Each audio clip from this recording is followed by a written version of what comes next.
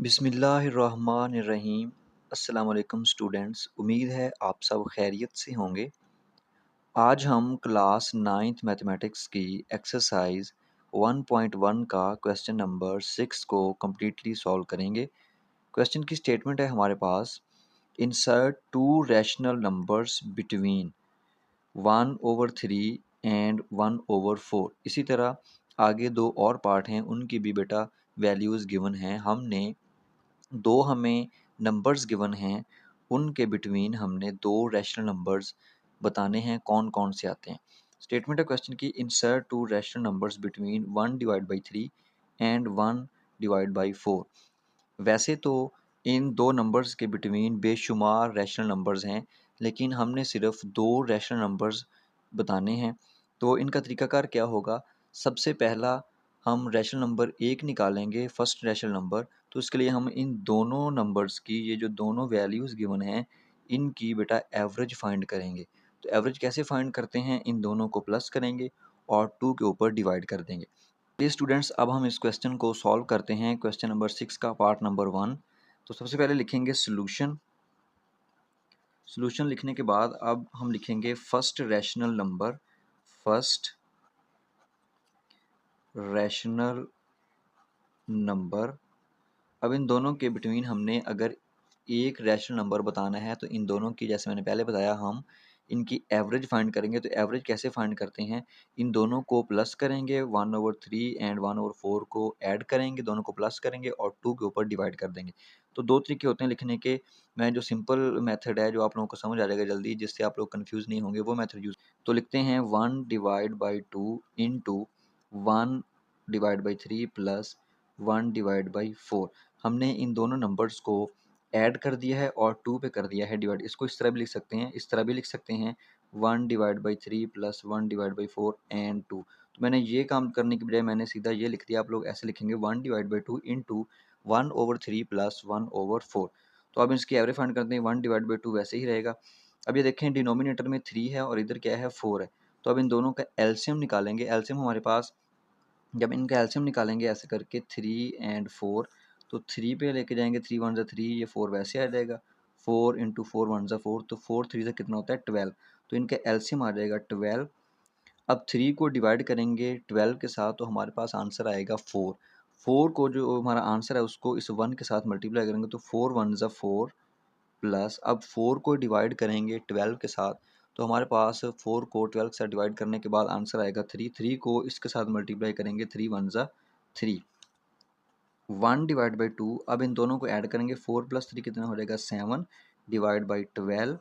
और इधर 7 1 7, numerator numerator से मल्टीप्लाई होगा और डिनोमिनेटर जो है वो डिनोमिनेटर से मल्टीप्लाई होगा।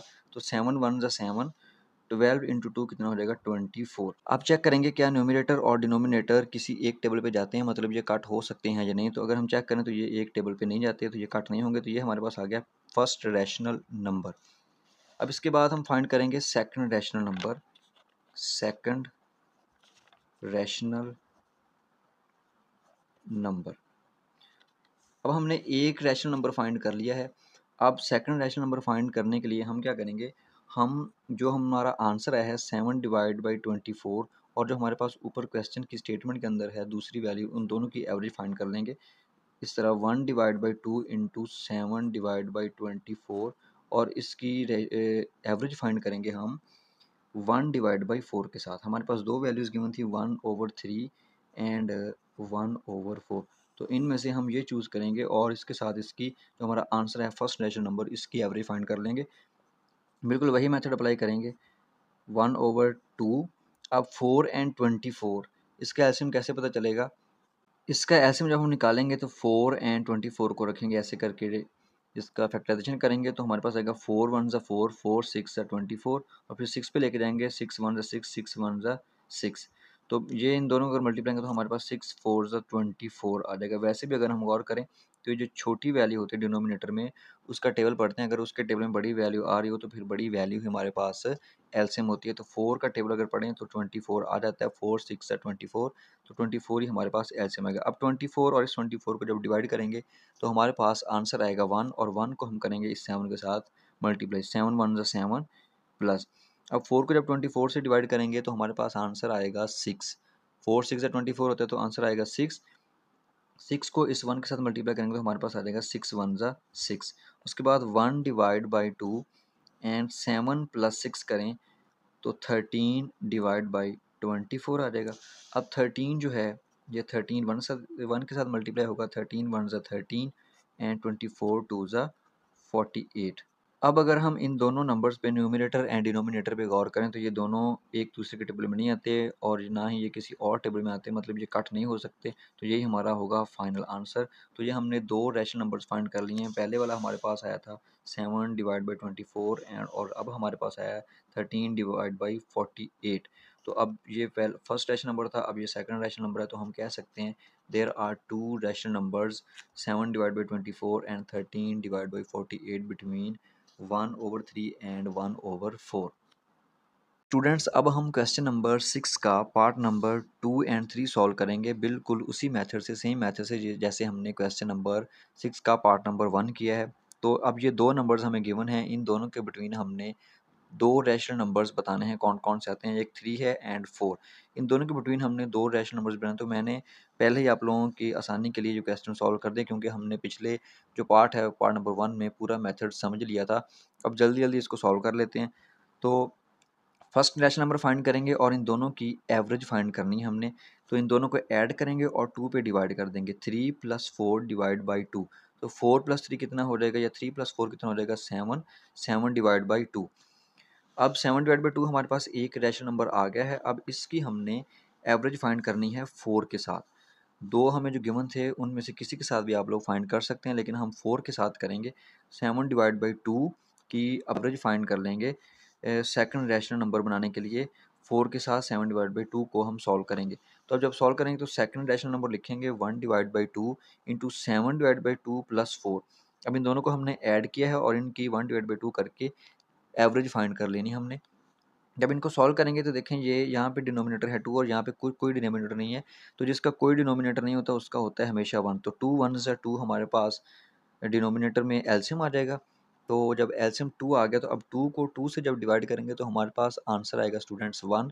तो 1 को अगर हम 7 के साथ मल्टीप्लाई करें तो वो होता है 7। 7 1 ज़ा 7। इसी तरह प्लस लगाएंगे। उसके बाद 2 को 1 के साथ या 1 को 2 के साथ डिवाइड करेंगे तो हमारे पास आंसर आएगा 2। तो 2 को इस 4 के साथ मल्टीप्लाई करेंगे, 4 2 ज़ा 8 हमारे पास हो जाएगा। अब इन दोनों को ऐड करेंगे। 1 divide by 2 plus 7 plus 8। 7 plus 8 हमारे पास हो जाएगा 15 और डिवाइड बाई 2 ये वैसे का वैसे ही आ जाएगा। अब 15 डिवाइड बाई 2 और 1 डिवाइड बाई 2। अब 15 जो है वो 1 से मल्टीप्लाई होगा और 2 जो है वो 2 से मल्टीप्लाई होगा।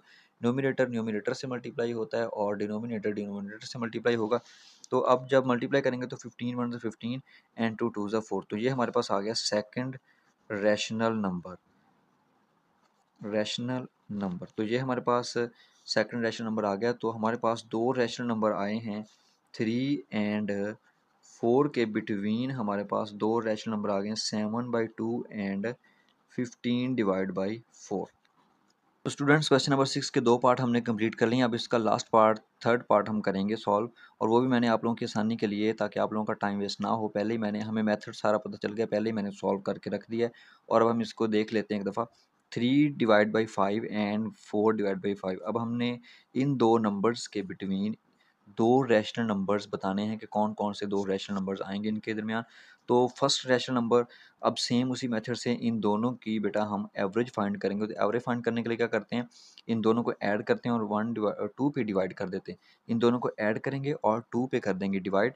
तो ये देखिए मैंने पहले सॉल्व कर दिया है। 1 divide by 2 into 3 divide by 5 plus 4 divide by 5।